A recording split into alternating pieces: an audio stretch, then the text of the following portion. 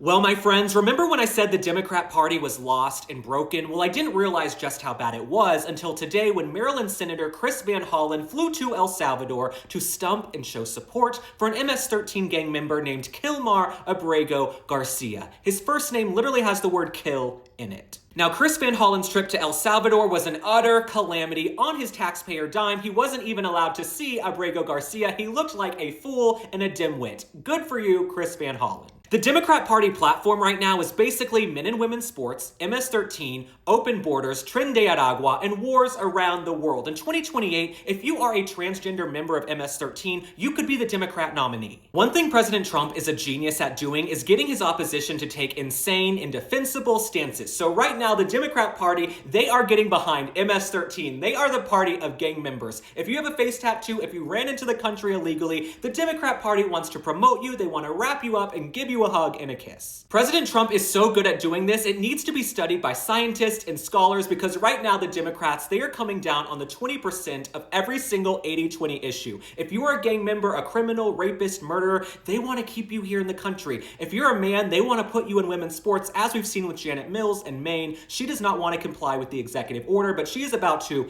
F around and find out. Now, because we're in the F around and find out era, I brought some inconvenient facts that Senator Chris Van Hollen is not going to like about Abrego Garcia, but these were put out by DHS earlier today. So when Garcia was arrested, he was found with rolls of cash and drugs. I don't know about you, I usually don't walk around with rolls of cash and drugs, but that's because I'm not an MS-13 gang member. Garcia was also arrested with two other members of MS-13. I don't know about you, I've never hung out with MS-13. He's not sounding like an upstanding Maryland man, if you ask me. Two judges also declared he was a member of MS-13. That finding has not been disturbed. And last but not least, when he was arrested, he was wearing what is effectively MS-13's uniform. So if it walks like a duck, quacks like a duck, he's probably a member of MS-13. Deductive reasoning would tell us he's a member of MS-13. Now, a majority of Americans, they support President Trump in deporting these violent, barbaric criminals, but the Democrat Party and their cronies in the mainstream media, their TDS, their Trump derangement syndrome is so strong and everlasting, they cannot get behind him on this. Instead of finding a party identity, the Democrats are like, "Sir,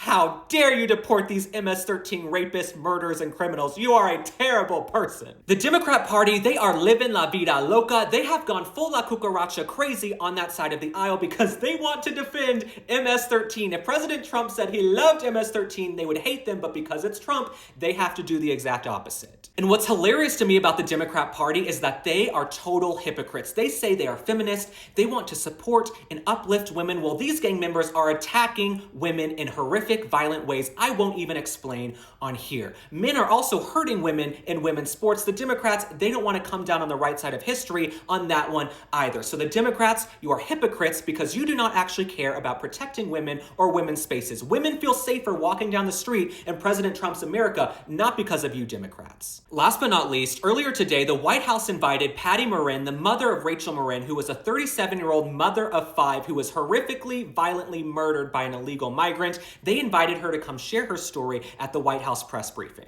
Now, as soon as they announced they were going to have a special guest, I knew it had to be Patty Morin. A lot of these journalists, a lot of the folks who cover Trump now, they don't know the full Trump lore. They don't know the full Trump oeuvre. President Trump has had a prior relationship with Patty Morin. They've been down to the border together. They've done rallies together. He checks up on her. He really cares about people who've been wronged. And Patty Morin, she lost her daughter in a horrific, barbaric way. Of course, he was going to invite her to the White House today. Patty Morin's testimony about how she lost her daughter, Rachel Morin, was absolutely gut-wrenching, disgusting, and barbaric. I don't know anybody with a conscience who could listen to that testimony today and not be moved, let alone support what President Trump is doing with these deportations and getting criminals off the street. As Patty so beautifully shared earlier today, she said, "This is not about politics or votes. This is about protecting our children." And President Trump, he does not care about taking the hits from the mainstream media. He does not care about taking hits from Democrats anymore. He is immune to all of that. So he is going to come down on the right side of history. Abrego Garcia and all of these other gang members who kill and maim Americans for sport, they have to go. Last but not least, let me say this. You guys know by now, I've never taken a dollar from the RNC, the DNC, Trump, any Trump-aligned super PACs. I call it like I see it. I am not owned by anybody. It is my job to speak the truth and come down on the side of common sense. And I really feel like we're in a fight for the soul of this nation right now, where you're either on the side of common sense or you're you're on the side of insanity and allowing MS-13 gang members to run amok through our towns. So if it sounds like I'm defending President Trump, it's because I 100% am. This is a binary choice, right? We have President Trump who wants to protect our women, secure the border, and get criminals off the street. You have the Democrats who want men and women's sports and gang members running through our towns. This is not a tough choice to make. While Democrats are flying to El Salvador to try to get MS-13 gang members back in the country, President Trump has stood behind women who have lost their kids at the hands of illegal migrant criminals for years. All right, my friends, thanks for liking and following. Drop a comment. Tell me how you feel about everything going on in the country right now. How do you feel about the Democrat Party having absolutely no sense of identity? How did you feel about Karoline Leavitt and Patty Morin's incredibly moving moment today at the press briefing? I will see you in the next one. Bye.